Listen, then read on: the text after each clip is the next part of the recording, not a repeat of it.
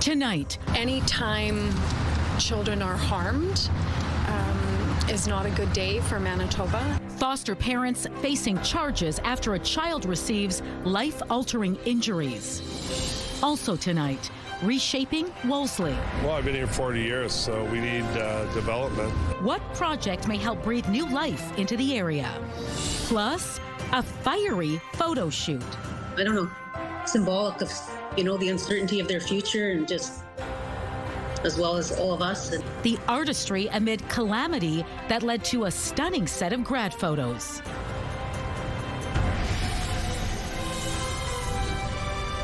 CTV News. Live from downtown Winnipeg with Marilee Caruso. Good evening. Thanks for joining us. We begin with a warning. Our top story tonight involves details that may be disturbing to some viewers. A pair of foster parents are charged in a horrifying case of child abuse. Joining me now live with the details is CTV's John Hendricks. So, John, what are police telling us? Marilee, police say that two foster parents have been charged with an assault that left a child in hospital in critical condition. On Friday, police officers were called to a home in North Winnipeg for a report of a child with serious injuries. Now, that child was taken to the hospital in critical condition with what police describe as life-altering injuries. 3 other children from the same home were also taken to the hospital for assessment. Now, police allege one of those children, who is in hospital in stable condition, also showed signs of an assault. Police say the critically injured child was attacked sometime between September 17th and the 18th and did not receive any medical help. Now, a 25-year-old woman, the child's foster mother, is charged with aggravated assault, and failure to provide the necessaries of life. And the 26-year-old foster father faces a charge of failure to provide the necessaries of life as well. John, foster parenting falls under the jurisdiction of the provincial government. What is the families minister saying about this? Marilee Nahani Fontaine says that it is early in the investigation, but says her office is committed to keeping children safe. Anytime children are harmed is not a good day for Manitoba. But for right now, we're focused on making sure that those children get the supports that they need and that the WPS have the information that they need to be able to do the investigation. John, do we know the names of the foster parents or where they lived? No, I'm afraid we don't, Marilee. Police are not providing any further information like names or the ages of the children in order to protect their identities. All right, thanks for this, John. Police are looking for witnesses after a 49-year-old woman was killed after being hit by a vehicle while waiting for a bus. It happened 1 week ago around 6:30 in the evening near Abenouchi-Mikina and St. Mary's Road. Police say the victim was waiting for a bus stop when a vehicle traveling eastbound veered onto the shoulder and hit her. The 49-year-old was rushed to hospital in critical condition but later died from her injuries. The driver of the vehicle was not hurt and stayed at the scene. No charges have been laid, but police are investigating. Investigators are asking anyone with dashcam video to contact police or Crime Stoppers. New allegations today against a number of Catholic archdioceses in Manitoba. CTV News has learned nearly a dozen lawsuits have been filed since March alleging sexual assaults that span decades. And a warning, the details of this next story may be disturbing to some viewers. CTV's Catherine Dow is following the developments for us and joins us now with the details. Catherine, what can you tell us? So, Marilee, the 11 civil lawsuits were filed in the Manitoba Court of King's Bench by Presler Injury Lawyers. You'll know that name because that's the same firm behind the slew of filings against Manitoba school divisions. 4 separate Catholic archdioceses, a diocese, and a Manitoba Bible camp are among the defendants in the cases. Each has a different alleged victim. The plaintiffs say they were sexually assaulted by priests and a staff member, all of whom are listed as non-parties in the lawsuits at churches and a Catholic school between 1958 and 1986. 2 of the plaintiffs claim they were as young as 8 years old when they were allegedly sexually assaulted by priests, the statement of claim says. The victims say they suffered physical pain, PTSD, depression, psychological injuries, and more as a result of the incidents. Now, the suits allege each institution failed in its duty to the victims. They are seeking general, special, aggravated, and punitive damage, as well as payment for past and future health care and costs of the suit. None of the allegations have been tested in court. What are the archdiocese saying about these accusations? So, Marilee, of the 11 suits, only one statement of defense has been filed by Providence University College and Theological Seminary, which is a co-defendant alongside the St. Boniface Archdiocese in one of the suits. It calls for the suit to be dismissed. Now, we reached out to these institutions directly for comment. The majority declined, saying the matter is before the courts. Now, our CTV digital team has much more on this wide-reaching story. You can find their coverage on our website, ctvnewswinnipeg.ca. All right, thanks for this, Catherine. You're welcome. And a note here, a previous version of this story included visuals of Saints Peter and Paul Ukrainian Catholic Church, which is not a defendant in the lawsuits. To be clear, the current church parish priest and congregation are not involved in this lawsuit. We regret the error and apologize. A large housing project is planned for Sherbrook Inn's parking lot. The development comes as the hotel is under new ownership. And as CTV's Jeff Keel shows you, plans include 6 stories and 86 units of housing. A crumbling parking lot now, but one day dozens of people could be living here behind the Sherbrook Inn in West Broadway. It's not that nice of a parking lot, in my opinion. I'd rather have the building. If it's family housing, it sounds like it would be a good plan. A public hearing is scheduled at City Hall to consider a proposal that would see the Sherbrook Inn and the hotel's parking lot subdivided to make way for a 6-story, 86-unit multifamily building with a ground floor of businesses on the parking lot. A report also shows 44 parking stalls, including 14 for the hotel. The plans come as a new owner took over the Sherbrook Inn last year. More people on the streets is good for safety. David McKeegan helps out behind the hotel's bar, has lived in the neighborhood for 40 years and welcomes the development. Sherbrook Street here has been doing very well with progress, a lot of new businesses and a little bit of life, so to just keep the things moving in the right direction. Bringing more people to the area could bring more foot traffic along the Sherbrook Strip. It would probably be good for the neighborhood, like it would bring everyone more business. But Walter Spooner, the owner of Wolseley Inn Barbershop, says he hopes the housing units are priced appropriately. What I'm trying to say is cheap condo or just affordable apartments, maybe just the same across the board. A report says the project will have 8 affordable units and an additional 25% will meet federal affordable standards. As long as it's for what the area needs, I'm great with it because we need a lot of affordable housing. Jeff Keel, CTV News Winnipeg. The hearing on the proposed development is set for September 29th. Well, after being turned into a new transit route, the city is now considering lowering the speed limit on a street in Wolseley. A motion put forward by Councillor Cindy Gilroy would see the speed limit on Arlington Street between Portage Avenue and Wolseley drop to 30 kilometers an hour.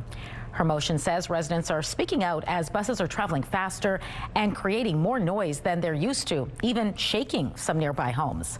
The City Centre Community Committee will consider the motion on Monday. For 2 Flint Flon graduates, an ominous wall of smoke and fire became the backdrop to a once-in-a-lifetime photo shoot. They didn't know it at the time, but within 24 hours, they would be racing to escape the blaze. CTV's Danton Unger has their story. A moment of calm celebration against a backdrop of tragedy. It was my very last photo shoot of obviously the season. Photographer Brandy Bloxham captured these grad photos just outside Flint Flon in late May with a wall of smoke and flame raging in the background. It was just really ironic that these kids are uncertain about their future, and then here we are, the whole town, same thing, right? It's very surreal feeling to look at them. Spiraling so out of control.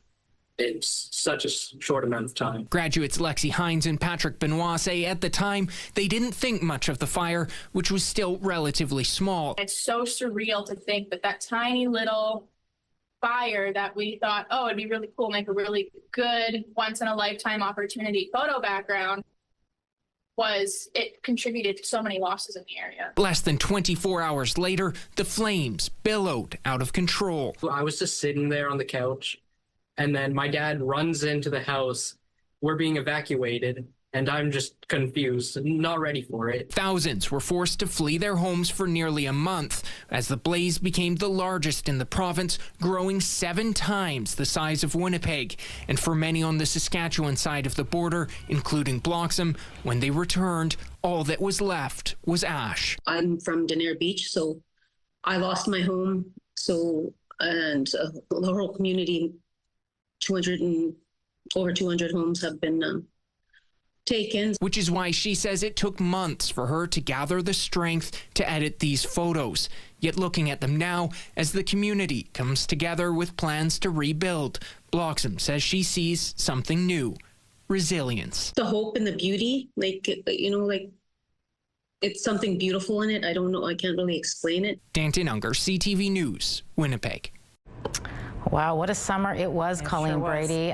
Fall officially here, and we seem to be easing into fall, which is kind of nice. Yeah, still another warm day, but of course, this summer, really, the wildfire smoke and the fire is such an important part of this summer that has just come to a close. The fall that has just begun feels like summer. At least the temperatures still seem to indicate that it would be summer. And the hottest spot in Manitoba over the past couple of hours has been Sprague. Interestingly enough, Marilee, the hottest place in all of Canada yesterday is here in Manitoba. That same community tonight, well, might want to bring in their plants because that's the one area in Manitoba under a risk of frost. I'll show you where that is and where we could see fog redevelop again tonight. But first, let's take a look through the Bath Fitter Live Eye. Bath Fitter, your bath and shower experts for more than 40 years. In Winnipeg right now with a guest on the screen. 21 degrees, sunny now finally. With the Humidex, it feels like 25. Light winds at 11 kilometers an hour from the east-northeast. The pressure's rising and the humidity right now, Marilee, is 77%. Thanks, Colleen. A number of new measles exposures to tell you about tonight. One at a Winkler school and another at a Winnipeg grocery store. Public health officials say anyone who was at Garden Valley Collegiate in Winkler between September 15th through to the 18th may have been exposed. And it's a similar story if you were shopping at Real Canadian Superstore on Cargill Road in Winnipeg, September 15th between 3 p.m. and 10. In addition, worshippers at Winkler Evangelical Mennonite Mission Church on September 18th could have been exposed between 6 and 11 p.m. If you're at any of these locations, you're asked to monitor for symptoms. Two Winnipeg City councillors are withdrawing their motion to rename a Winnipeg park.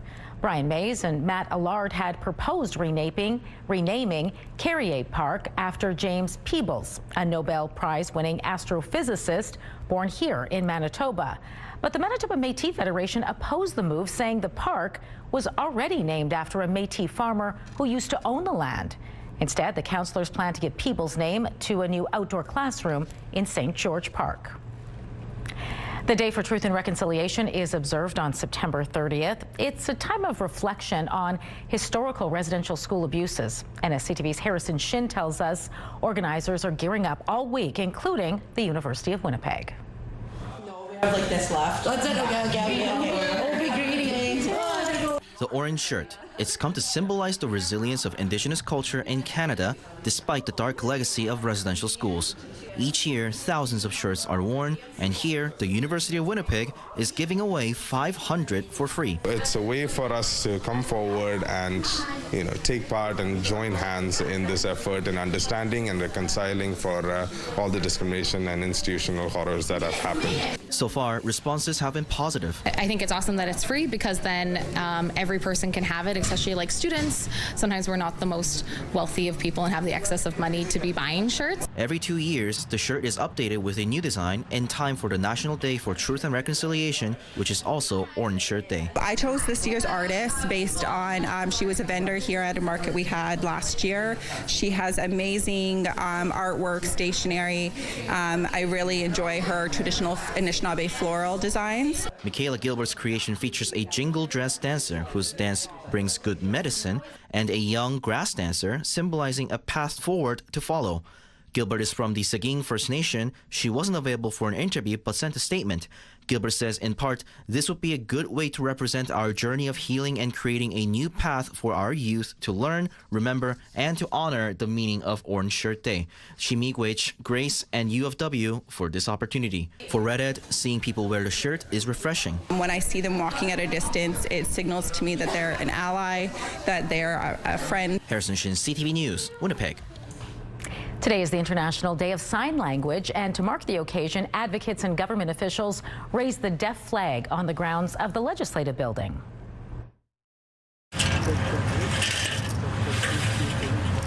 According to the World Federation of the Deaf, the flag was created by Arnaud Ballard, a French deafblind artist.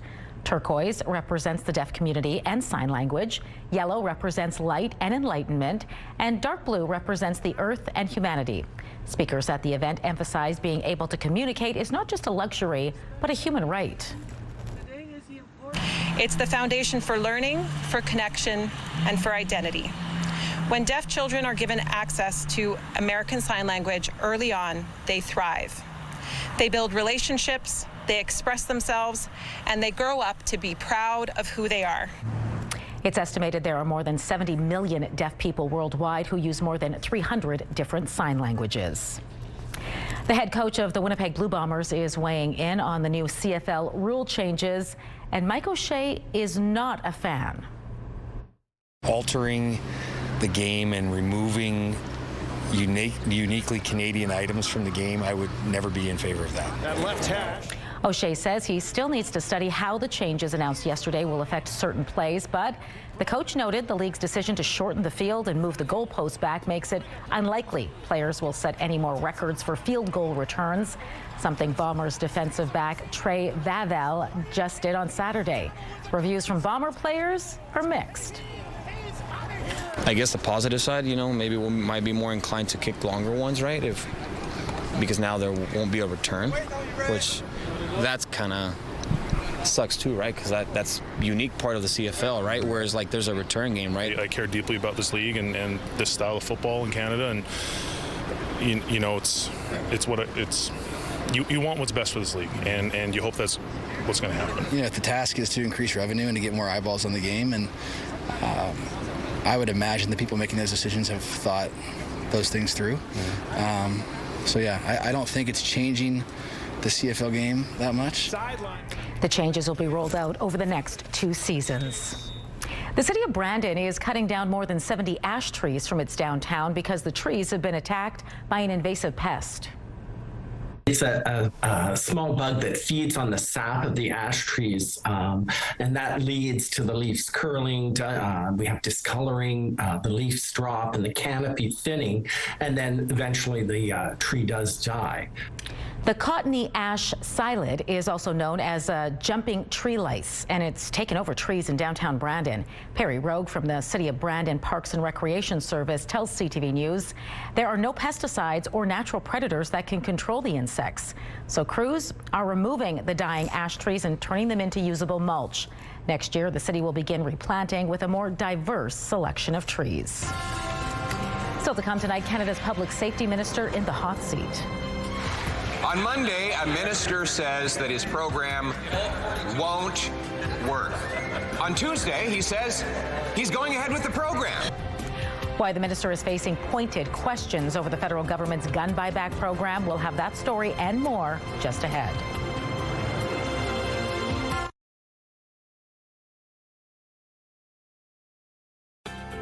Your morning just got a little brighter. Start your day with CTV Your Morning, and you could win $20,000. For your chance to win, watch CTV Your Morning Winnipeg, weekday mornings 6 to 9. Taking a look at the markets tonight, crude oil gained $1.13 to more than $63 U.S. per barrel. The Canadian dollar fell to 72.3 cents U.S. Gold also climbed by more than $40 an ounce. The TSX was down more than 143 points. Also down today, the Dow Jones by almost 89 points, and the NASDAQ Composite fell by more than 215 points. New numbers from Statistics Canada show Canadians are still shying away from trips to the U.S. The number of Canadian resident return trips from the U.S. in July was down 32.4% year over year. Meanwhile, the number of trips to Canada by U.S. residents also fell, but only by about 3% compared to the year before. StatsCan says it's only the second time in nearly 2 decades that more U.S. residents came to Canada in July than Canadian residents returned from the U.S. Interestingly, the number of trips to Canada by overseas residents in July was up 10.3% from the same month last year. Today at the United Nations General Assembly, Prime Minister Mark Carney and Ukrainian President Volodymyr Zelensky highlighted the abduction of children by Russian forces and why their return must be central to future peace negotiations. But it was their spouses who really shone the spotlight. CTV's Judy Trin reports from New York. At the United Nations, the Prime Minister and President Volodymyr Zelensky called for the return of thousands of Ukrainian children taken by Russia. Putin has stolen Ukrainian children. Russia first abducted them and deported them. Together with our allies. The most emotional pleas came from their wives. Diana Fox-Carney making her first international speech alongside her husband. As a mother, I simply cannot fathom the horror. What these children have endured is more than unjust. It is inhumane. Their identities are changed, their ties severed, their hopes destroyed. Canada said it's investing in AI technology to help find the Ukrainian children. Only about 1,600 children have been returned to their families. In his address to the General Assembly, President Donald Trump spoke of his frustrations with the continuing war. It was supposed to be just a quick little skirmish. It's not making Russia look good. It's making them look bad. Earlier this summer, during a meeting with Vladimir Putin, Trump hand-delivered a letter from the First Lady calling for the return of the children. Her efforts were acknowledged by Mark Carney in front of European leaders. We welcome the recent powerful appeal to President Putin by the First Lady of the United States to consider the plight of children in ending this war. This is an area of common ground between Carney and Trump at a moment when Canada is breaking with the U.S. in recognizing the state of Palestine.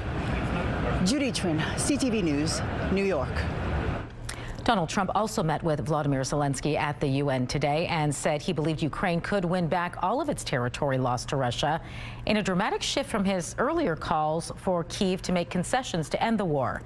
The strengthened support from Trump, if it sticks, is a huge win for Zelensky, who has urged the American president to keep up the pressure on Russian President Vladimir Putin to end his war. Before the meeting, the U.S. president also said NATO countries should shoot down Russian aircraft if they enter NATO airspace. This after 3 Russian fighter jets violated Estonian airspace last week. Today, the federal government announced implementation plans for the gun buyback program, starting with a 6-week pilot project in Nova Scotia before opening up nationwide eligibility later this fall. And as CTV's Rachel Aiello explains, the Liberals say this allows them to test the process, but today it was the minister responsible who was tested as he struggled to publicly defend the contentious compensation program he himself has privately questioned. Have you not failed at the task of getting this moving faster? Absolutely not. The public safety minister faced tough questions today as he unveiled the next phase of the federal firearm buyback. The opening of the program to individual owners. A program that he questioned the efficacy and enforceability of in audio leaked just yesterday. I have absolute confidence in this program. Then why did you say what you said? After a Cape Breton test run, owners nationwide of the more than 2,000 makes and models of firearms that the Liberals have outlawed will be contacted with instructions on how to participate. Those seeking compensation will either be able to turn their firearms over to local police after scheduling a time online, or keep them after proving they've been deactivated by a licensed gunsmith. The public safety minister said the context of his recorded comments were that he wanted the program implemented faster.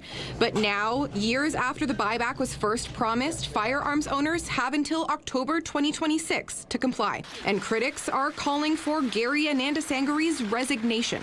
On Monday, a minister says that his program won't work. On Tuesday, he says he's going ahead with the program. The minister also faced calls today from gun control groups to expand the ban, saying unless additional semi-automatics are added, Canada's buyback program will be a waste of the more than $700 million already allocated. Rachel Aiello, CTV News, Ottawa. Canadian privacy authorities say TikTok's efforts to block children and protect personal information are inadequate. TikTok collects vast amounts of personal information about its users, including children. This data is being used to target the content and ads that users see, which can have harmful impacts, particularly on youth. A joint investigation by federal and provincial officials found hundreds of thousands of Canadian children have accessed TikTok annually. And TikTok has been collecting and using their personal information, despite the company saying its platform isn't intended for people under the age of 13. TikTok has agreed to strengthen its communications on privacy measures and enhance methods to prevent underage access. Governments around the world have been scrutinizing TikTok because of concerns China could use the app to harvest users' data and advance its own interests. Two of Northern Europe's largest airports in Oslo and Copenhagen were shut down today. It was because of unidentified drones in its airspace. There is video of one of the drones in Denmark. Dozens of flights had to be diverted. The Prime Minister of Denmark called the most severe attack on Danish infrastructure to date. Some believe Russia was behind it, but Moscow has denied any involvement. Multiple people were killed and dozens are missing in the Philippines and Taiwan as Super Typhoon Ragasa tore through the region. These people were rescued as raging waters threatened to sweep them away, but many others were not as fortunate. Now what's considered to be the strongest storm in the world so far this year is headed for China and Hong Kong. Hundreds of thousands of people have been evacuated from their homes. Schools are closed and hundreds of flights have been grounded. The storm is expected to make landfall in southern China tomorrow. The first fully commercial space launch in Canadian history has been delayed. Nord Space was preparing for liftoff of its 5-meter-long rocket near St. Lawrence, Newfoundland today. But just after 11:30, flames and black smoke were seen near the craft. The Ontario-based company says it's working to resolve the issue on the launch pad, and the mission is now postponed until Thursday, likely. Canada doesn't have the ability to launch satellites into orbit, but there are several companies vying to make that happen. Meanwhile, NASA says the flight taking a Canadian and 3 other astronauts around the moon is on track for launch next April and could potentially even be moved up to February. London, Ontario's Jeremy Hansen is among the crew for Artemis 2, which should last about 10 days. It's part of a mission that will return humans to the lunar surface for the first time in more than 50 years. Well, it was like a scene out of the Dukes of Hazzard when a suspect jumped a drawbridge to get away from police. Check this out. Seattle police were pursuing a suspected stolen vehicle when the driver turned onto a bridge which was in the process of closing.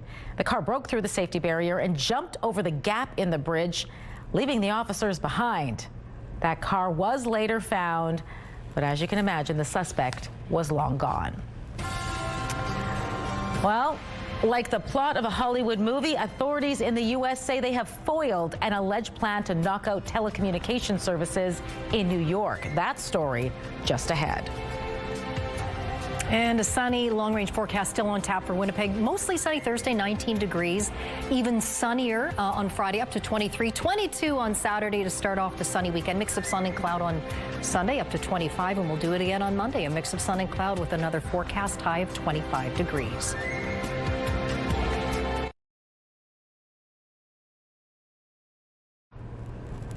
The Secret Service says it believes it foiled a plot that targeted New York City. It says the plot aimed to take down New York's entire telecommunications system. Christiane Cordero explains. The circumstances are out of a TV thriller. The U.S. Secret Service believes it thwarted a plot aimed at New York City's telecommunications system with the potential to collapse it entirely. You literally cripple the ability of New York City to do anything. It would be a catastrophic event in and around New York City. Officials say law enforcement began tracking down threats made to several individuals as early as this spring, prompting an investigation. They found threats going to a lot of their protectees, so they started looking at where the threats were coming from, tracking the threats, which brought them to Brooklyn, New York. In several New York area apartments, investigators say they uncovered hundreds of servers and more than 100,000 SIM cards, enough equipment to send 30 million anonymous text messages every minute, jamming the area's communication lines. The apartments were otherwise empty. Officials haven't made any arrests, but believe the group behind the plot is well organized and well funded. Law enforcement sources tell ABC News they believe those responsible are linked to China. The intercepted plot happened in the weeks leading up to the UN General Assembly in New York, where world leaders are now convening. The Secret Service says it's still working to figure out if they've seized all the equipment as part of this plot and what the group intended to do with it. If we see something that is potentially a threat, we need to be paranoid about running that to ground, whether it's an email on cyberspace or an Instagram post, or it's somebody out on the street saying something that they shouldn't say that's a threat to our protectee. We run all of those to ground. Investigators say they are also looking into whether there are similar networks potentially targeting other cities around the country. Christiane Cordero, ABC News, Washington.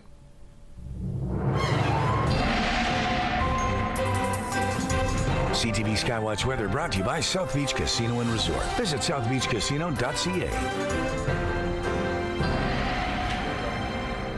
Colleen Brady back now with your complete Skywatch forecast, and great, nice, mild first week of fall. I love it. We really can just keep this for a long process. Well, hold it on. Yes. Hold on to it rather Hold as on long to as this we kind of fall. possibly can. Yeah, and you know, interestingly enough, I mentioned Dauphin was the hottest place in all of Canada yesterday. Tonight, if you're in the Dauphin area, you might want to bring in those plants. There's a risk of frost. Now, right in Dauphin itself, an overnight low of 4 degrees, but in the greater region, you might get right down to 1. So big temperature swing over the course of a pretty short period of time. Warm again here in Winnipeg, although it did take until this afternoon for the sun to finally shine. Now a pretty clear night ahead. There's a very broad upper ridge of high pressure sprawling across much of the continent right over Manitoba that's helping to keep the sky pretty clear. So not a lot to show you once again on the Futurecast. That's not a bad thing. We could see fog develop overnight here in southeastern Manitoba like we did last night, and we had mist persisting all morning long here in Winnipeg before that let up. Also, northwestern Ontario, watch for fog overnight. That could affect your commute as well. This is about it for any meteorological excitement. We have a band of rain, a fairly narrow one at that, crossing northern Manitoba tomorrow. So it gets to places like Lynn Lake first before it moves on through the north and over into the northeast there before it moves out onto Hudson Bay. Meanwhile, you can see nothing else is happening. Really pretty stable conditions and pretty warm weather will continue for the next few days. For tonight for Winnipeg, at most a few clouds, but the bigger issue or concern rather is the potential for fog to develop overnight. So if you have any overnight driving or more so for the commute tomorrow morning, watch out for that. Light winds tonight out of the north at 10 kilometers an hour. There's that reminder for the commute tomorrow and the possibility of fog. Otherwise sunny, 12 degrees in the morning, light and variable winds on the way to another unseasonably warm high of 25 degrees. We should be really only reaching highs right around 16 for this time of year. Wind shifting but not strengthening coming out of the southwest at 10 kilometers an hour tomorrow, which is Wednesday. The UV index for Wednesday for Winnipeg is 5 or moderate. Up in the northeast tonight, just a few clouds right around the region. Pretty warm, relatively speaking, up as far north as Churchill. 12 degrees there, 8 for Gillam, Island Lake 11, 9 for Thompson, a few clouds. Thompson goes to 22 tomorrow. Mix of sun and cloud there, and then further into the northeast. Bright and sunny for Island Lake and 24 tomorrow afternoon. Just a few clouds tonight for Lynn Lake, Flint Flon, OCN, and the Paw. Overnight lows between 8 and 10 degrees. Norway House and Norway House Cremation watch for fog developing overnight. Sunny there tomorrow, 22 degrees. Lynn Lake, that narrow band of rain clips your region, 15 degrees. Temperatures and up into the 20s again tomorrow. Elsewhere in the northwest, bright and sunny as well. Clear tonight across the southwest, but as chilly as 5 degrees tonight for Brandon, 4 there you see for Dauphin, again with that risk of frost in the Dauphin area. Sunny tomorrow, hot highs of 28 and 29 degrees. Fog overnight here in the southeast, overnight lows between 8 and 11, 11 for Winnipeg. Sunny tomorrow, 25 here, 28 south of the city. And in northwestern Ontario, fog tonight, overnight lows between 10 and 12, highs between 24 and 26. Sunny or a mix of sun and cloud. Our first weather photo takes us out to beautiful Ethelbert, Manitoba. That photo is from Denise, a lovely shot there. And this was the sunrise this morning here in Winnipeg in Sage Creek in the southeast part of the city. That photo is from John, and you can email us yours to winnipegweather@ctv.ca. Still ahead, extroverts rejoice. There's another reason to start chatting with strangers. Plus, what disease you might be able to lower your risk of by eating more fruits and veggies. Medical Watch is next.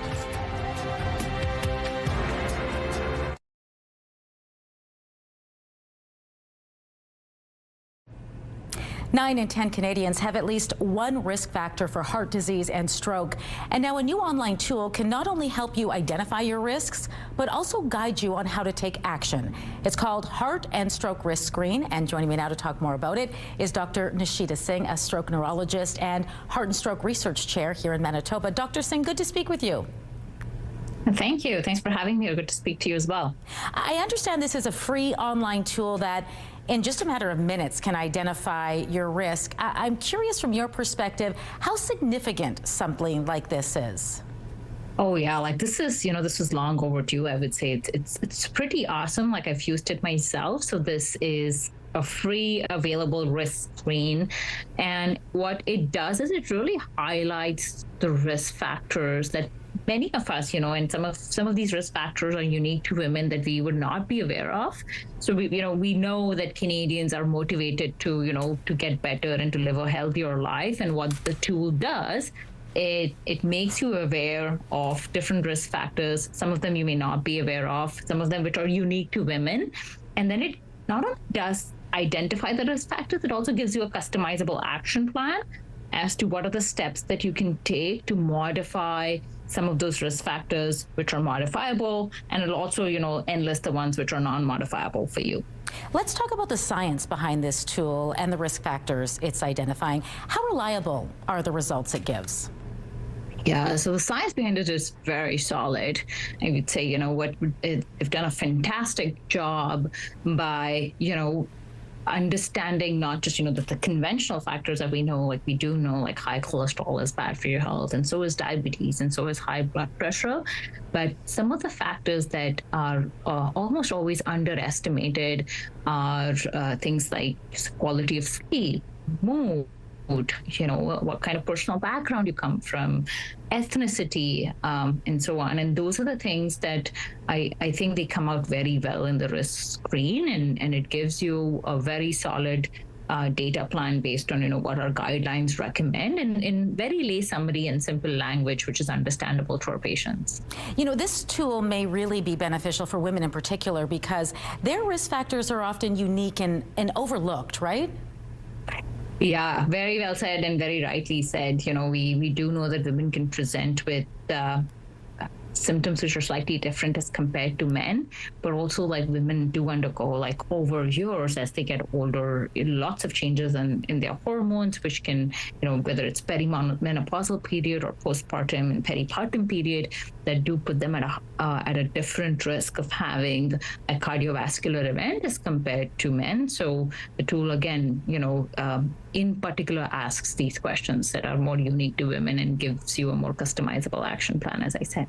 You mentioned the tool provides users with an action plan of sorts so you can address or modify the risk factors it identifies. By making these changes, can people significantly cut their risk? Yeah, so you'd be surprised when I say this. 80% of premature heart disease and stroke is preventable, right? 80%, so that's a big number. And I cannot reiterate this more, that, controlling these risk factors, there are the non-modifiable ones, such as, aging population and, your sex and your ethnicity. But there are lots of modifiable risk factors that, you could identify based on the risk screen tool and work towards it, and so that you live a more healthier, longer, and a good quality of life. Which we all want. Well, those watching right now, you can use this risk screen tool by going online to riskscreen-stg.heartandstroke.ca. Dr. Singh, thanks so much for your time tonight. It was great speaking with you. Thank you so much as well. Bye. Have a good one.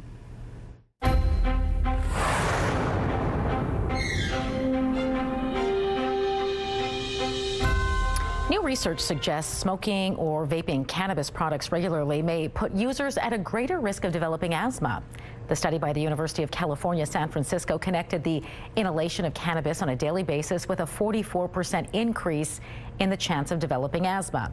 Researchers also say inhaling marijuana every day amplified the risk of developing COPD by 27%. In fact, that risk may be understated. They said since it takes the condition decades to develop and researchers don't have detailed information around how long study participants had been using the drug. The study was published in the Journal of General Internal Medicine. Eating more fruits and vegetables can do a lot for your overall health, including lowering your risk for Crohn's disease. Crohn's disease is a chronic inflammatory bowel condition that causes painful swelling and damage in the digestive tract. A new study in the American Journal of Gastroenterology suggests a way to help lower the chance of developing Crohn's disease is eating more fruits and veggies. Their protective effect comes from generous amounts of fiber, antioxidants, and natural anti-inflammatory compounds. They found eating more plant-based foods seemed to support a healthier gut microbiome, which plays a big role in immune response and inflammation levels. When was the last time you struck up a conversation with a stranger? It's something a group of academics is suggesting you do more often. They say even brief social interactions help our mental health and mood and our feelings of connection. Canadian Gillian Sandstrom, an associate professor of psychology at England's University of Sussex, has found chats with strangers make you feel woven into the fabric of your neighborhood or community, even school. Those kinds of benefits are behind a national campaign by the Toronto-based group GenWell, which plans to stage the first Talk to a Stranger Week in late November. Medical Watch is brought to you by Manuke and Coster Denture Clinic.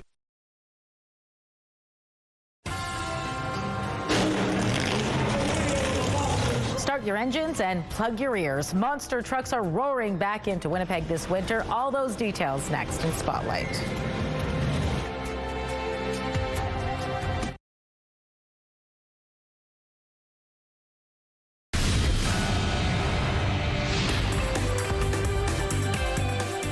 Spotlight, sponsored by the Casinos of Winnipeg, presenting Elton Ron Tribute. Rev your engines and put your earplugs in because monster trucks are returning to Winnipeg. The Ram Motorsports Spectacular is coming to Canada Life Centre for 2 shows. It features 7 of the world's toughest monster trucks in a car-crushing challenge. You'll also see high-flying motocross freestyle action and mini monster trucks. Fans can meet the drivers and even ride in one of the trucks. Dates are February 7th and 8th. They go on sale, those tickets, on Friday through Ticketmaster. Winnipeg's Contemporary Dancers has unveiled this season's lineup and theme.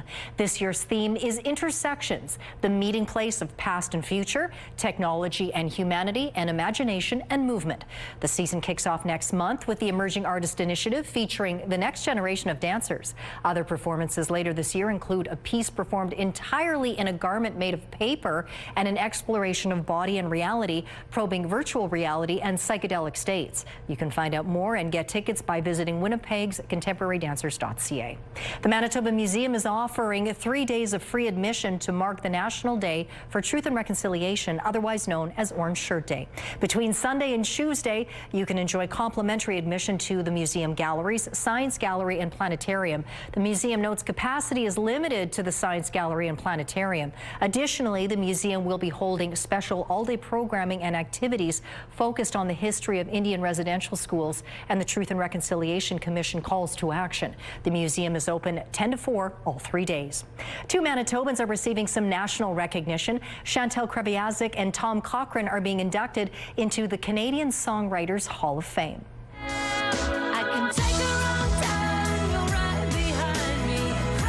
Winnipeg's Kreviazuk began her career as a piano prodigy. Since her first album's release back in 1997, she's won 2 Juno Awards, and her 2006 album Ghost Stories reached #2 on the Billboard Canadian Albums chart. And everyone knows this classic. Tom Cochrane was born in Lynn Lake, Manitoba. The 72-year-old has 8 Juno Awards and is already a member of the Canadian Music Hall of Fame and the Order of Canada. The 2 artists will be inducted alongside other Canadian songwriting greats, including Katie Lang and Murray McLaughlin. The ceremony takes place in Toronto on October 17th. Your primetime lineup starts at 7 with The Voice, and catch back-to-back episodes of High Potential at 8. It's all right here tonight on CTV. In the weeks before hibernation, there's just more of them to love. It is Fat Bear Week, and we're going to tell you what it means and how you can vote for your favorite when we return.